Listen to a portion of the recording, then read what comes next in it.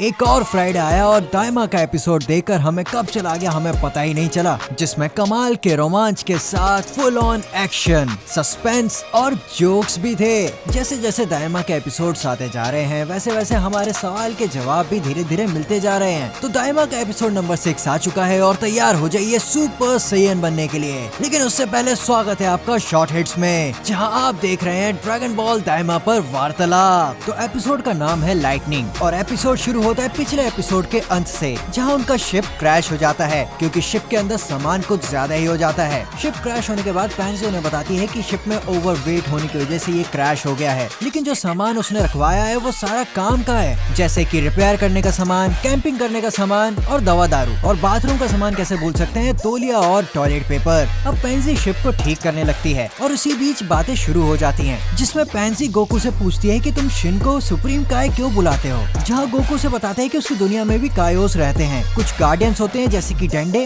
और कुछ उनसे ऊपर होते हैं जो कि सुप्रीम काय है, जिसे शिन कंफर्म भी करता है। लेकिन अब सोचने वाली बात यह है कि काय ने अपने से ऊंचे ओहदे वाले लोगों का नाम क्यों नहीं लिया, जैसे कि गॉड ऑफ डिस्ट्रक्शन और एंजल्स। मतलब यार पहले तो ये फ्यूजन वाली बात हो गई और अब ये, जो कि ऑडियंस को और ज्यादा कंफ्यूज करने लगा है। अब देखते हैं ये स्टोरी सुपर से जाके कैसे कनेक्ट होती है। अब इतना खाने के बाद गोकू को 2 नंबर लग जाती है, जहाँ गोकू ग्लोरियो से पूछता है कि वो कहाँ पे जाके इस काम को निपटाए, जिस पर पैंजी उसकी माँ की तरह उस पर गुस्सा करने लगती है और कहती है कि ये तुम्हें निकलने से पहले करना चाहिए था। अब गोकू कहता है कि क्या उसके पास टॉयलेट पेपर है, जिस पर वो कुछ कहती तो नहीं लेकिन कुछ कर जरूर देती है। गोकू के मुंह पर टॉयलेट पेपर फेंक के मारती है वो। उसके बाद गोकू खुशी खुशी अपना काम निपटाने के लिए चला जाता है। और भाई कहना पड़ेगा यही है हमारा वो प्यारा गोकू, जिसकी हरकतों से हर कोई परेशान हो जाता है। और ऐसे छोटे छोटे पल हमें ओजी ड्रैगन बॉल की याद दिला देते हैं। अब वहाँ पर गोमा की आर्मी आ जाती है, जो उनसे पूछताछ करने के लिए रुक जाते हैं वहाँ पर, जहाँ पर उन्हें ग्लोरियो और शिन की शक्ल देखकर लगता है कि ये 3rd डीमन रेल्म के लोग तो बिल्कुल नहीं है।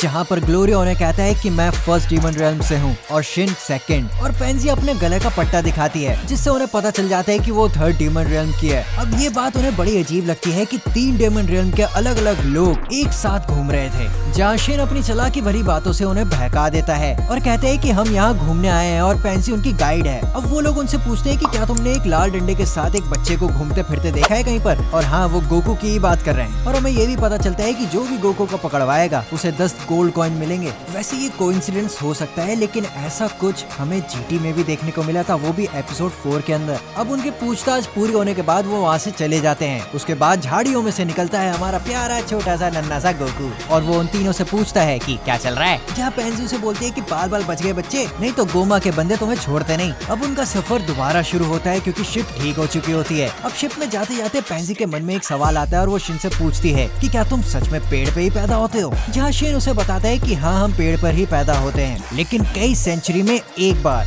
वो भी ग्लिंड पेड़ पर। जहाँ गोकू इस बात पर कहते हैं कि हाँ ये बिल्कुल पेड़ की तरह ही है क्योंकि ये खाता कुछ नहीं है, सिर्फ पीता ही पीता है। अब काइस के ओरिजिन पे एक शॉर्ट भी बनाई थी मैंने, नहीं देखी तो आप देख सकते हैं। अब बात आगे बढ़ती है और शिन बोलता है कि डेगिसू उसका छोटा भाई है। जब शिन 216 साल का हो चुका था तब सेम पेड़ पर वो पैदा हुआ। जहाँ गोकू एक और बात शिन से पूछता है कि क्या कबीटो भी उसका परिवार वाला है, जहाँ शिन उसे और अच्छी तरीके से समझाता है कि 5 ग्लिंड ट्री हैं और जो एक ही पेड़ से पैदा होते हैं वो एक तरीके से एक दूसरे से रिलेटेड होते हैं। जहाँ वो ये भी बताता है कि डेगिसू बाकी लोगों से अलग था और उसने फैसला किया कि वो डीमन रेल्म में ही रहेगा। इसके बाद वो ये भी बताता है कि उसकी बड़ी बहन डॉक्टर एरिंसू है, जो कि एक बावली साइंटिस्ट है और ये दोनों ही कुछ ज्यादा अलग नहीं है और इन दोनों के अंदर बहुत ज्यादा ही खुराफात है, इसलिए इसने भी यही फैसला किया कि ये भी डीमन रेल्म में ही रहेगी। शिन ये भी कहता है कि ग्लिंट्स के अंदर जेंडर्स नहीं होते, कौन मेल है कौन फीमेल है किसी को कुछ नहीं पता। उसके बाद गोकू कहता है कि शिन तुम्हारे भाई बहन तो बड़े चुलवाज हैं। अब रात होने लगती है तो वो जगह ढूंढते रात बिताने के लिए और वो गुफा में रुकते हैं। अब वहाँ खाना पीना चलता है। उसके बाद हमारा छोटा गोकू सोने चला जाता है। अब पैंसी ग्लोरियो से पूछती है कि क्या वो सच में डीमन रेल्म 1 से है, जहाँ ग्लोरियो से बताता है कि वो पैदा तो 3rd डीमन रेल्म में हुआ था, लेकिन 1st डीमन रेल्म के एक बंदे ने उसे हायर किया, जिस वजह से अब वो 1st डीमन रेल्म में रहता है। लेकिन जब पैंजी ने उससे पूछा कि वो कौन बंदा था तो उसने बताया नहीं,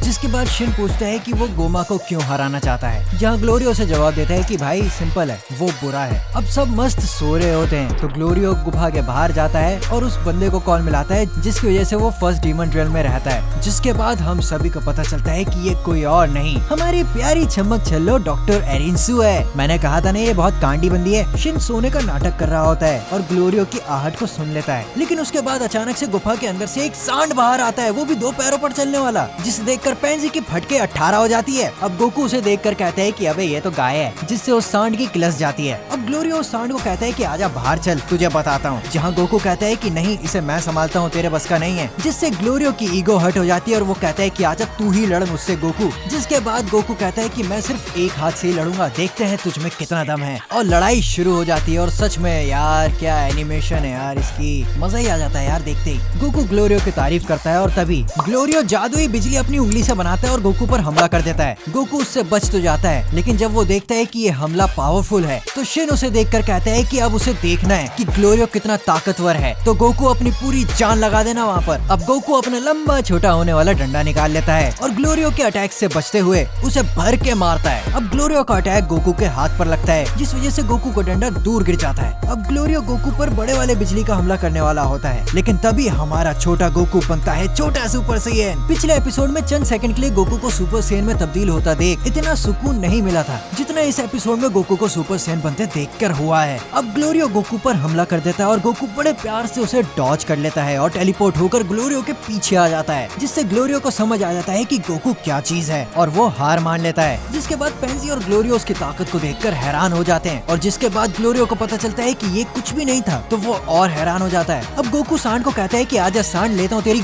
सॉरी भावनाओं में बह गया था, आजा सांड मैदान में दिखाता हूँ तुझे। लेकिन उस सांड की इतनी फट चुकी होती है सॉरी जबान फिसल गई। अब उस सांड की इतनी फट चुकी होती है गोकू से कि वो कहता है कि उसका पेट फुल है क्योंकि उसने एक बड़ा सा जानवर नाश्ते में खा लिया था और आज उनका ये लकी दिन है कि वो उन्हें छोड़ रहा है, जिससे हमें एक जने की याद तो जरूर आ जाती है। जी हाँ, मैं बात कर रहा हूँ मिस्टर सीटन की, हमारा वर्ल्ड चैंपियन। जिसके बाद फाइनली हम पृथ्वी पर आते हैं और बुल्मा को शिप को ठीक करते हुए देखते हैं, जहाँ हम छोटे वेजिटा को भी देखते हैं जो ट्रेनिंग कर रहा होता है। अब शिप ठीक हो जाती है और वेजिटा, पिकलो और कबीटो डीमन रियल्म के लिए निकल जाते हैं, लेकिन किसी खराबी के कारण वो शिप दोबारा जमीन पर लैंड कर जाती है, जिसे देखकर बुल्मा बड़ी हैरान हो जाती है और एपिसोड एंड हो जाता है। जैसे जैसे ड्रैगन बॉल दाइमा के एपिसोड्स आगे बढ़ते जा रहे हैं वैसे वैसे एडवेंचर के साथ साथ एक्शन भी बहुत ज्यादा बढ़ता जा रहा है, लेकिन हम सभी के सवाल खत्म होने वाले हैं नहीं, जैसे कि कब आएगा वेजिटा और बाकी सभी लोग डीमन रियल्म में। आखिर डॉक्टर एरेंसु और ग्लोरियो में कनेक्शन क्या है और उनका मकसद क्या है? क्या ग्लोरियो उससे भी ज्यादा ताकतवर है जितना वो दिखा रहा है? और सबसे बड़ा सवाल जो शुरुआत से लोगों के दिलों में छाया हुआ है, कहाँ है गोहान? खैर, इन सभी का जवाब तो हमें आने वाले एपिसोड्स में धीरे धीरे मिलता ही रहेगा, लेकिन अब मैं आपसे इजाजत चाहता हूँ और मिलते हैं एक नई वीडियो के साथ। तब तक के लिए आप देखते रहिए शॉर्ट हिट्स।